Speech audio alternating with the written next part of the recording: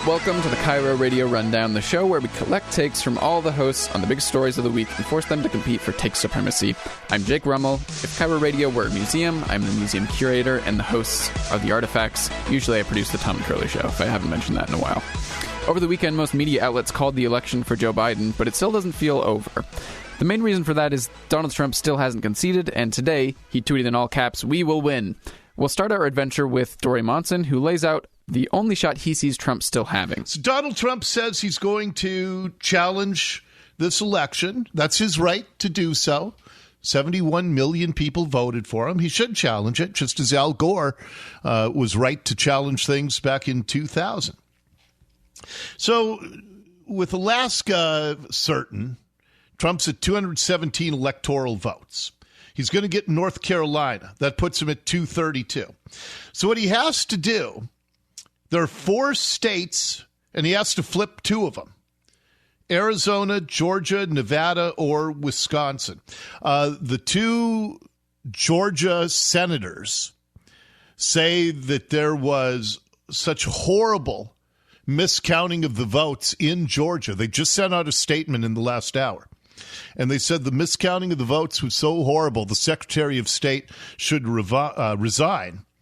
And if Trump could flip Georgia, and then he'd have to flip either Arizona, Nevada, or Wisconsin, and that would put him at 259. Then it'd go back to Pennsylvania. And if the Supreme Court rules that ballots received after 8 o'clock on Election Day are not eligible to be counted, if they could somehow prove the allegation that they backdated on November 4th, some with a hand stamp saying they were received on November 3rd, then Trump would have to flip Pennsylvania. Tremendous long shot, but that's his only path to victory at this point. Dave Ross asked Washington Post reporter David Farenthold what kind of chances he gives Trump's legal fights. Is this going to be an all-out attempt to overturn the vote results?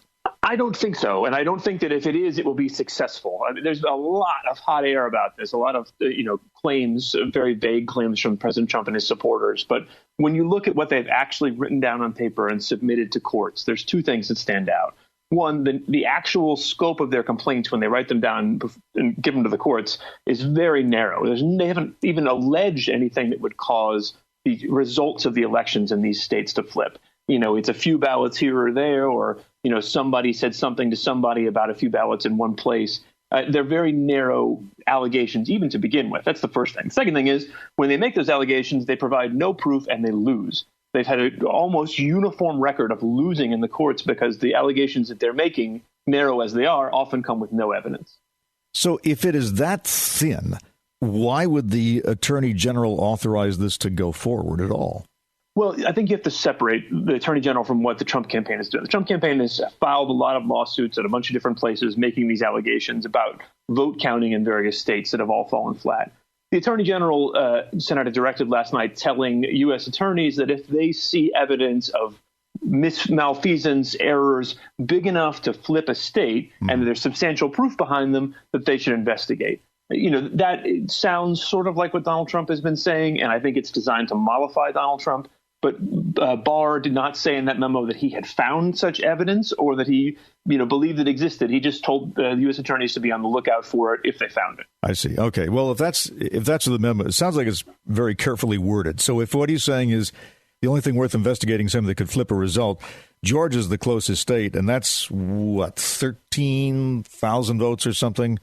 Yeah, Georgia and Arizona are in the teens now. Georgia's will likely get bigger. Arizona's probably will as well. And as I said, even in the sort of, wildest allegations of these lawsuits from Trump and his allies, they haven't even alleged some kind of conspiracy on the scale that would flip even Georgia or Arizona, those narrow states, which, by the way, if they win for Trump, still wouldn't change the outcome of the election. Ursula Reutin laid out some of the latest reactions from Republican Party leaders, and then G compared the whole thing to another pop culture moment from the 90s. President Trump is refusing to concede the race, and now, Senate Majority Leader Mitch McConnell supports his efforts to pursue legal action for all of this alleged voter fraud, even though there's no actual evidence of wrongdoing. McConnell says the race is not over as far as Republicans are concerned. Let's not have any lectures. No lectures about how the president should immediately cheerfully accept preliminary election results from the same characters who just spent 4 years refusing to accept the validity of the last election. Look, this feels like O.J. Simpson, Ursula. And what I mean by that is it feels like O.J. Simpson and how he still wants to look for the real killer. Look, O.J., you go do that, right? You go look for the real killer of everything. We all know what the result is, okay? I want to go through some facts and some numbers, and I'll be real quick, I promise. No, Ursula. go ahead. Richard Hansen, a law professor and author of the 2012 book, The Voting War. By the way, guys, write this down. You can look it up yourself. The Voting Wars looked at 30 years of data in search of voter fraud changing the outcome of an election. He couldn't find a single instance. In 2014, a Harvard study put the likely percentage of non-citizens voting at 0. 2014 nationwide study equated in-person voter fraud with the likelihood of someone being abducted by aliens. And researchers at Dartmouth found no evidence of voter fraud in the 2016 election. Ursula, we can keep doing this till we're blue in the face.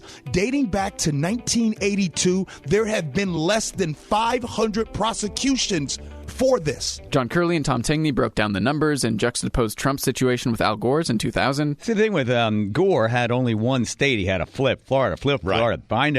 Find more, that dangling chat. Which way does that go? And this one, there's a whole bunch of stuff. The president has thrown out lawyers into a variety of places. It seems most of the judges are saying, okay, where's your evidence? If you have evidence, show us the evidence, and then we'll begin the process. But as it is right now, you don't really have enough evidence to be able to show us that this many votes would move this way or that way. I was looking through the whole list of where they are right now. This is just the latest tally, because there's more they're counting. North Carolina, they're separated by 1% or 0.1%. Arizona, they're separated 49% for Trump, 49.1% for Biden. Georgia gets 49.3% for Trump, 49.5% for Biden. Super close on all these. PA, 49.1% Trump, 49.8% Biden. And these are the numbers that come in. They're going to get a few more big batches. But it is super duper tight on this. And 75 million turned out for, is that for Biden, and 73 million or something like that turned out for Trump? It's a 4 million difference. It was 74 to 70, and I think it's gone up maybe to 75, 71. But just to put that in perspective, yes, that is close. But compared to how Trump beat Hillary, that was 77,000 votes spread out over 3 states. Yeah. So it was even closer in that. The thing is, they weren't disputed. They all ended up going to Trump. Yeah. As you can hear, none of the hosts on KIRO thought Trump had much of a chance in all this. So I wanted to see if anyone on our sister station, KTTH, had a different view. It also gives me a chance to placate Jason Rantz, who has been whining on Twitter about not being featured on the show. I take the position we should be auditing the results of every single state, period. Let's just do it now. Because we've heard from both sides of the aisle that elections are stolen. Republicans right now are saying this is an example of a stolen election. When Republicans win, we hear from the Democrats, the only way that Republicans could win is if they steal an election. Okay, let's put both of those talking points to the test and actually do an audit and figure it out. But in the meantime, right now, the Republicans have to hold the line and slow the momentum created by the media, which is why Senator Marsha Blackburn, for example, our friend, Republican from Tennessee. In 2000, Al Gore spent 37 days exhausting every option, and President Donald Trump should also exhaust all options that are available to him. He is doing this to make certain that the votes that are legal are counted, that illegal votes are tossed out, and that the American people can have confidence that this election was properly run, that votes were properly cast and counted. Look, she's 100% correct in this, and I do think it's worth remembering what ended up happening in 2000 when the media declared a winner in Al Gore. Did we get a president Al Gore? Thank God, no, we did not. Because the system at the time didn't work the way it was supposed to. And it went through the court system, and Al Gore was given a lot of deference in him saying, whoa, slow your roll. This is not cool. Why can't we do the same for Donald Trump? Oh, because one was a Democrat, one is a Republican. So that's the KIRO Radio Rundown for November 10th, 2020. Once again, I'm Jake Rummel. I also produce, edit, and mix the show. As I mentioned last time, you can leave a voicemail for the show at 707-559-8102. Thanks for listening. You don't always have time to listen to every KIRO Radio show, but you'll always have time for the KIRO Radio Rundown. See you on Thursday.